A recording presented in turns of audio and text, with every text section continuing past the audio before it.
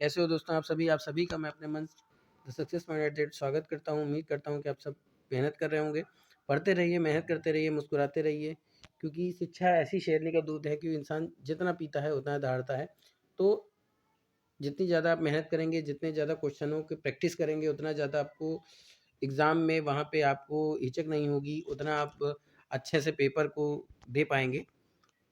तो जैसा कि आप जानते हैं कि सहायक समीक्षा अधिकारी और समीक्षा अधिकारी का एग्ज़ाम 11 फरवरी को होना है।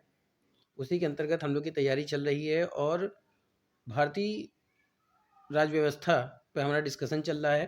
तो चलिए शुरू करते हैं। शुरू करने से पहले गुजारिश है कि इस वीडियो को ज़्यादा से ज़्यादा शेयर करें, लाइक करें। वीडियो आपको कैसी लगती है कमेंट में ज़रूर बताएं। जो मेरे चैनल पर नए विजिटर हैं उनसे गुजारिश है कि वीडियो को सब्सक्राइब कर दें, बेल आइकन ऑन कर दें ताकि उनको नोटिफिकेशन मिलती रहे। चलिए शुरू करते हैं। और ये जो वीडियो मैं बना रहा हूँ, ये आपके चाहे यूपी पुलिस का हो, चाहे वो किसी भी कॉम्पिटिटिव एग्ज़ाम का हो, या फिर यूपी पीएससी प्रीलिम्स हो, मैं सबको एक साथ लेके चल रहा हूँ। इस हिसाब से क्वेश्चन बना रहा हूँ और ये सभी एग्ज़ाम के लिए लाभदायक होगा। चलिए शुरू करते हैं। निम्नलिखित में से किस राज्य में द्विसदनात्मक विधायिका नहीं है? उत्तर प्रदेश, मध्य प्रदेश, बिहार, कर्नाटक। तो ये जो लिखित है इसमें से कौन सा द्विसदनात्मक विधायिका नहीं है? जहाँ विधायिका नहीं है तो ये आपका मध्य प्रदेश पड़ता है। कहाँ पड़ता है? ये आपका पड़ता है मध्य प्रदेश में। तो बी आपका क्या हो जाएगा? करेक्ट आंसर हो जाएगा। आगे चलते हैं। भारतीय संविधान के निम्नलिखित अनुच्छेदों में से कौन राज्य की विधानसभाओं के निर्वाचन का प्रावधान प्रस्तुत करता है? तो अनुच्छेद 170, अनुच्छेद 176, अनुच्छेद 178 या इनमें से कोई नहीं।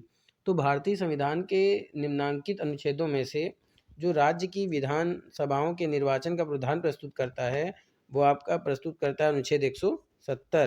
तो ये आपका क्या हो जाएगा? करेक्ट आंसर हो जाएगा। और जो अनुच्छेद 178 है वो विधानसभा का अध्यक्ष और उपाध्यक्ष के बारे में बताता है।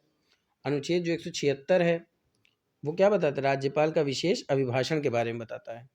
ठीक है, चलिए आगे चलते हैं।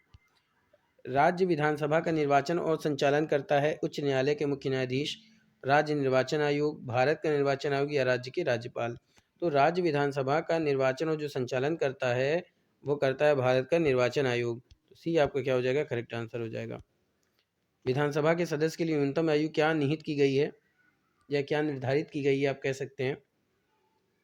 18 वर्ष, 25 वर्ष, 21 वर्ष, 35 वर्ष। तो विधानसभा के सदस्य के लिए जो न्यूनतम आयु निर्धारित की गई है वो आपकी 25 वर्ष है। क्या है? 25 वर्ष है। तो बी आपका क्या हो जाएगा? करेक्ट आंसर हो जाएगा। ठीक है, और ये जो अनुच्छेद आता है किस अनुच्छेद के अंतर्गत आता है आपको ये बताना है।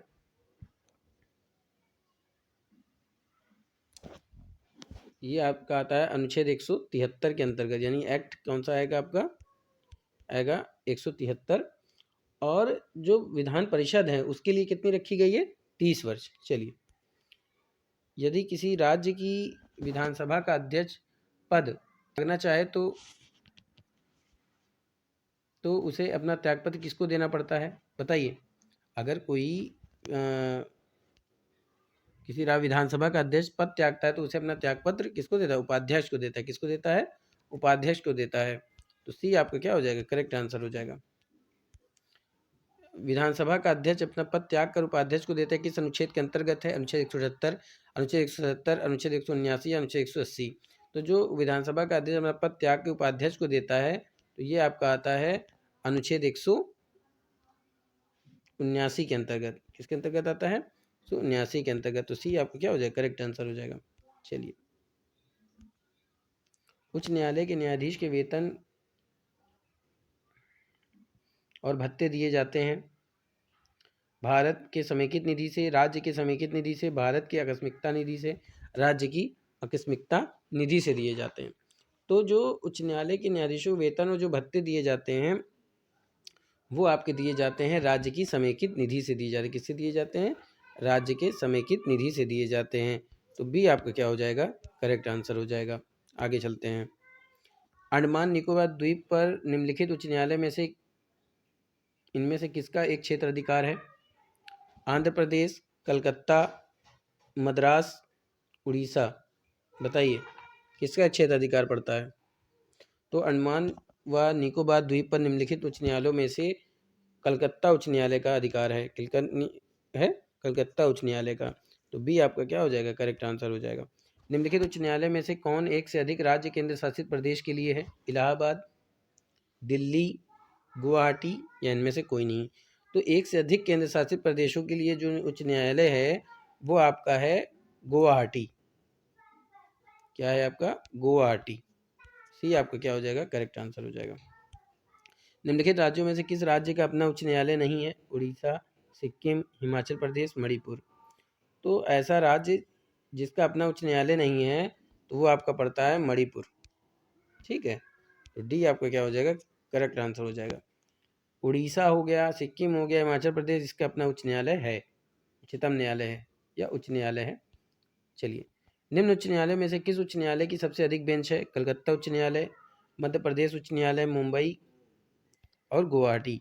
तो जिस निम्न उच्च न्यायालय में से मतलब इनमें से उच्च न्यायालय की सबसे अधिक बेंच है वो है गुवाहाटी की, सबसे अधिक बेंच मानी जाती है। तो डी आपका क्या हो जाएगा? करेक्ट आंसर हो जाएगा। तो गुवाहाटी की जो है वो कितने आते हैं? 6। बात समझ आ रही है? देखिए, गुवाहाटी की 6 है, मुंबई की 4 है, मुंबई की 4 है, मध्य प्रदेश की 3 है और कलकत्ता की आपकी क्या है? 2 हैं। ठीक है, चलिए आगे चलते हैं। निम्नलिखित में से कौन राज्य के उच्च न्यायालय का मुख्य क्षेत्र अधिकार नहीं है? परामर्श से संबंधित क्षेत्र अधिकार, प्रारंभिक क्षेत्र अधिकार, निरीक्षण का क्षेत्र अधिकार और अपीलीय क्षेत्र अधिकार। तो राज्य के उच्च न्यायालय का जो मुख्य क्षेत्र अधिकार नहीं आता है वो आपका आता है परामर्श से संबंधित क्षेत्र अधिकार। ये क्या है? ये उसके अंतर्गत नहीं आता। बाकी प्रारंभिक क्षेत्र अधिकार, निरीक्षण का क्षेत्र अधिकार और अपीलीय क्षेत्र अधिकार इसके अंतर्गत आता है, और ये आपका आता है एक्ट 226 के अंतर्गत। चलिए आगे चलते हैं। निम्न में से ए ग्रेड न्यायालय, बात समझ आ रही है? निम्नलिखित में से एक रिट न्यायालय में कार्यवाही लंबित होने की दशा में लागू की जाती है।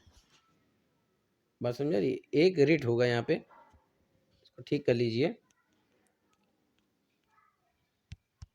एक रिट, सॉरी, एक रिट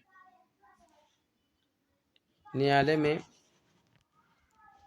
कार्यवाही लंबित होने की दशा में लागू की जाती है। परमादेश, उत्प्रेक्षण, प्रतिषेध और अधिकार परीक्षा। तो ये जो आता है आपका, ये आपका आता है प्रतिषेध में, मतलब प्रतिषेध में। सी आपका क्या हो जाएगा? करेक्ट आंसर हो जाएगा, और इसी को प्रोहिबिशन कहते हैं।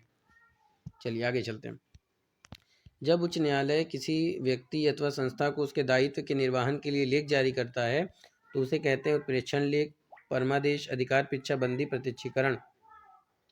तो जब लेख जारी करता है सर्वोच्च न्यायालय तो वो आपका कहलाता है परमादेश। क्या कहलाता है? परमादेश कहलाता है। तो बी आपका क्या हो जाएगा? करेक्ट आंसर हो जाएगा।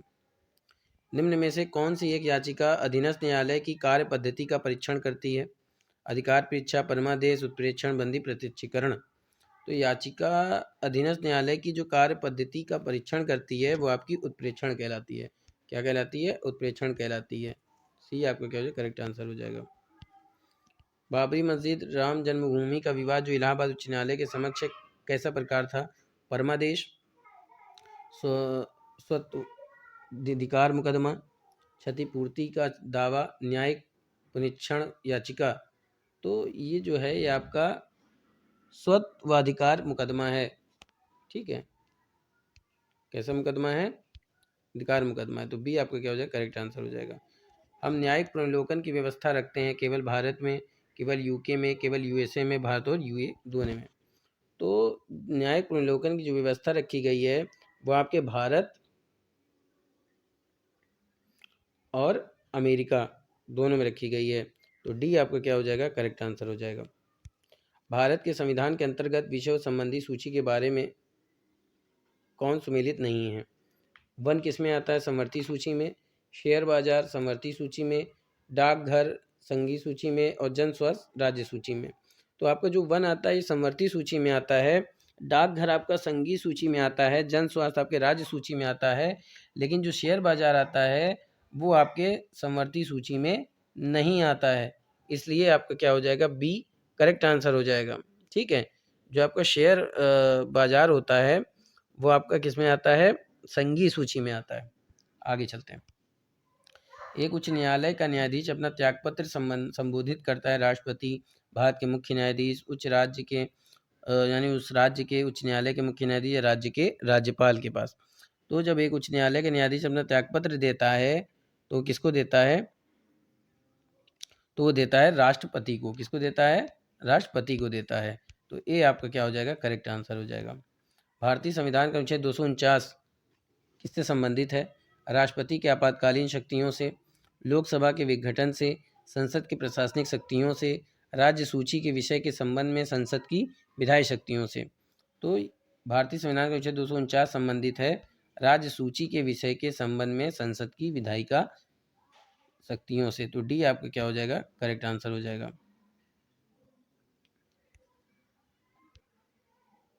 निम्नलिखित में से कौन सा विषय समवर्ती सूची का है? पुलिस, आपराधिक, रेडियो एवं दूरदर्शन और वैदेशिक मामले। तो जो समवर्ती सूची का विषय माना जाता है तो वो आपका आता है आपराधिक मामले। क्या आता है? आपराधिक मामले। तो बी आपका क्या हो जाएगा? करेक्ट आंसर हो जाएगा। भारतीय संविधान ने अवशिष्ट अधिकारों को किसको दिया है? संघीय सरकार को, राज्य सरकार को, संघीय राज्य सरकार दोनों को, ना संघीय और ना सरकार को। तो भारतीय संविधान ने जो अवशिष्ट अधिकार दिए हैं वो केवल संघीय सरकार को दिया है। किसको दिया है? संघीय सरकार को दिया है। तो ये आपका क्या हो जाएगा? करेक्ट आंसर हो जाएगा। केंद्र और राज्यों के बीच वैधानिक शक्तियों का बंटवारा दिया हुआ है 5वीं अनुसूची में, 6ठी अनुसूची में, 7वीं अनुसूची में और 8वीं अनुसूची में। तो केंद्र और राज्यों के बीच जो वैधानिक शक्तियों का बंटवारा दिया गया है वो आपका 7वीं अनुसूची में दिया गया है। किसमें दिया गया है? 7वीं अनुसूची में दिया गया है। सी आपका करेक्ट आंसर हो जाएगा। अंतर्राष्ट्रीय संधियों को भारत के किसी भाग अथवा संपूर्ण भारत में लागू करने के लिए संसद कोई भी कानून बना सकती है सभी राज्यों की सहमति से, बहुसंख्य राज्यों की सहमति से, संबंधित राज्यों की सहमति से, बिना किसी राज्यों की सहमति से। तो अंतर्राष्ट्रीय संधियों को भारत के किसी भाग अथवा संपूर्ण भारत में लागू करने के लिए संसद जो कानून बना सकती है वो बना सकती है आपके बिना किसी राज्य की सहमति के, बिना किसी राज्य के सहमति के। तो डी आपका क्या हो जाएगा? करेक्ट आंसर हो जाएगा। आगे चलते हैं। केंद्र राज्य संबंधों को विशेष रूप से किस प्रसंग में म्यूनिसिपल संबंध कहा गया है? विधायन के क्षेत्र में राज्य पर केंद्र के नियंत्रण के प्रसंग में, वित्तीय मामलों में राज्यों पर केंद्र के नियंत्रण के प्रसंग में, प्रशासनिक क्षेत्र में राज्य पर केंद्र के नियंत्रण के प्रसंग में, योजना प्रक्रम में राज्य पर केंद्र के नियंत्रण के प्रसंग में। तो केंद्र राज्य संबंधों को जो विशेष रूप से किस प्रसंग में रखा गया है तो वो रखा गया वित्तीय मामलों में राज्य पर केंद्र के नियंत्रण के प्रसंग में रखा गया है। तो बी आपका क्या हो जाएगा? करेक्ट आंसर हो जाएगा। तो दोस्तों ये था आज का शानदार प्रश्नों की श्रृंखला। ये महत्वपूर्ण प्रश्न मैं काफ़ी प्रश्नों के बीच से छांट कर आपके लिए लाया हूँ। ये इस भरोसे से क्योंकि हमारा उद्देश्य आपका सफलता, यही मेरा उद्देश्य है। और इसको बिना स्किप किए हुए सभी प्रश्नों को अच्छे से ध्यान से पढ़ें।